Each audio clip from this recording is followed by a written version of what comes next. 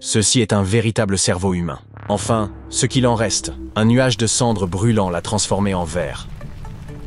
Cette transformation incroyable s'est produite il y a presque 2000 ans lorsque le mont Vésuve a décidé que le temps se prêtait parfaitement à une petite éruption qui détruirait les villes de Pompéi, d'Oplontis et d'Herculanum.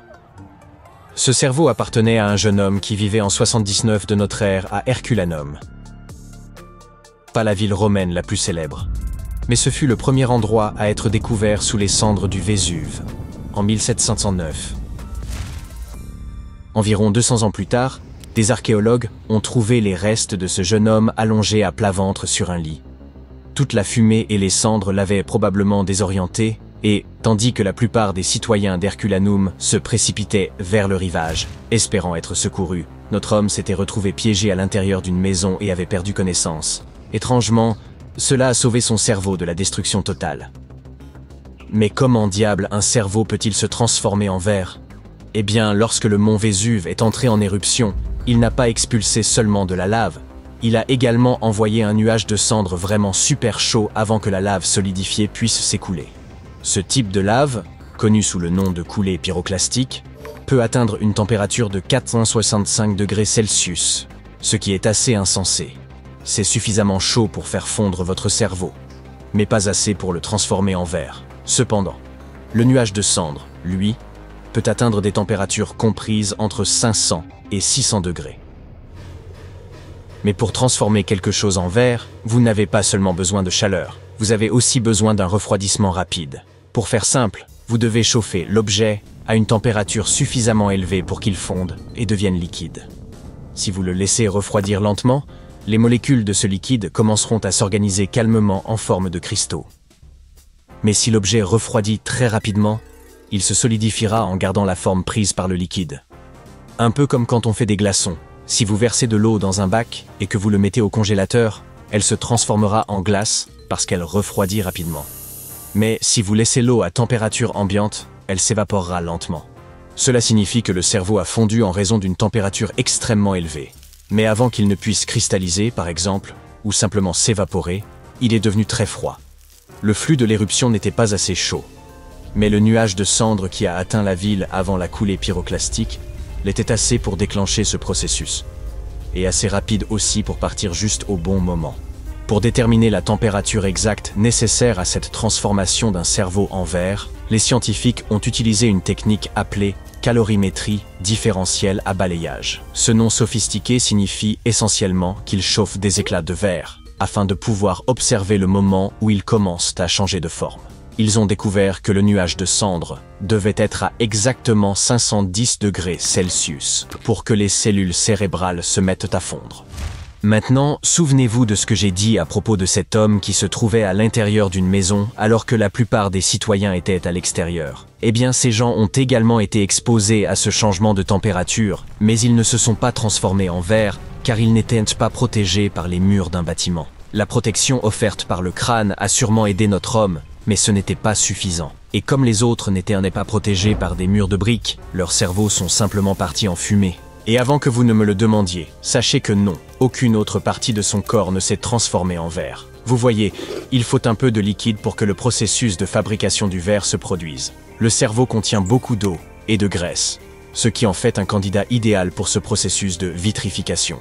D'autres organes pouvaient bien sûr contenir du liquide, mais ils n'étaient pas aussi protégés que le cerveau. Ils ont donc été détruits par la chaleur. Et les os? Eh bien, les os ne contiennent pas assez de liquide. Donc, ils sont restés tels quels, ceux qui n'ont pas été carbonisés, tout au moins. Lorsque le cerveau s'est transformé en verre, il ressemblait beaucoup à une pierre d'obsidienne, une sorte de verre volcanique formé par la lave refroidie d'un volcan. L'archéologue médico-légal qui a découvert ce cerveau vitrifié a même d'abord pensé qu'il s'agissait simplement d'une pierre. Il examinait les os de notre héros lorsqu'il a remarqué quelque chose de brillant à l'intérieur de son crâne, au milieu de toutes les cendres volcaniques qui le remplissaient. À sa surprise, cette chose était bien plus fragile que l'obsidienne, et plus petite aussi, avec certains fragments mesurant seulement quelques millimètres de large. Il n'a compris que cela faisait partie du cerveau de ce jeune homme qu'après avoir apporté le verre dans un laboratoire. À l'aide d'un microscope, il a découvert qu'il ne s'agissait pas d'une pierre, mais d'un tissu organique, les cellules qui composent nos organes. Ce tissu organique était constitué de protéines, une molécule produite par les êtres vivants comme les animaux et les plantes. Et ce n'était pas n'importe quelle protéine. Celle-ci était spécifique au cerveau humain car chaque organe est composé de différents types de protéines. Les chercheurs ont également trouvé des cellules nerveuses dans ce morceau de verre, avec les espèces de vrilles qui leur permettent de recevoir et d'envoyer des messages. Le microscope a également montré ce qui restait de la myéline, une substance graisseuse qui aide les messages voyageant le long des nerfs à aller plus vite. Ce n'est pas la première fois que des scientifiques découvrent des cerveaux humains préservés. En fait, plus de 4000 cerveaux ont été trouvés depuis le XVIIe siècle. Si vous trouvez que ce n'est pas beaucoup, gardez à l'esprit que trouver un cerveau préservé dans un squelette alors que les autres organes ont disparu n'est absolument pas courant. Vous voyez, le cerveau humain est en réalité la première chose à se décomposer lorsque nous sommes à 6 pieds sous terre, et il se transforme habituellement en liquide. Lorsque les scientifiques découvrent un cerveau humain, celui-ci est généralement desséché, congelé ou littéralement transformé en savon. Un cerveau peut être déshydraté si une personne périt dans un endroit très chaud, comme un désert. On trouve des cerveaux congelés, évidemment, dans des lieux extrêmement froids, comme les toundras polaires. Un cerveau transformé en savon peut sembler étrange, mais ce processus de saponification n'est en réalité pas si rare. Il faut beaucoup de graisse et d'huile pour fabriquer du savon, et le cerveau humain en est rempli. C'est un processus complexe, mais si vous trouvez un cerveau transformé en savon, c'est qu'il a dû être enterré dans un endroit très humide et pauvre en oxygène.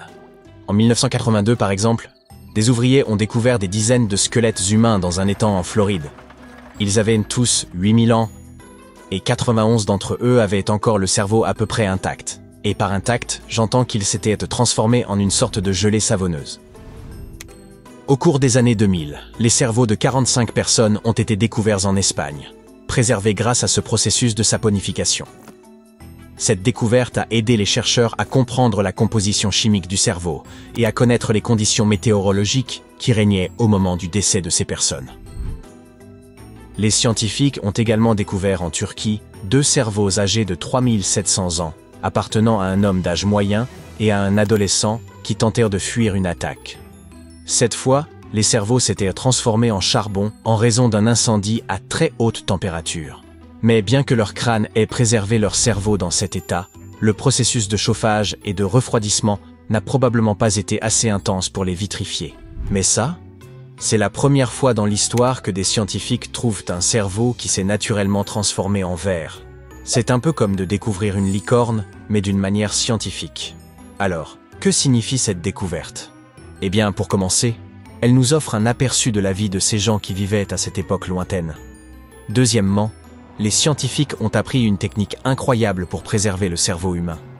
Cela montre également à quel point la nature peut être puissante, suffisamment puissante pour transformer un cerveau en verre, mais assez délicate pour le préserver pendant des milliers d'années.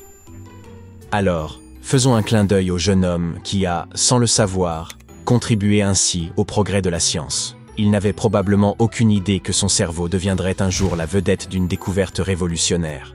Sa fin tragique nous a offert un aperçu fascinant du passé.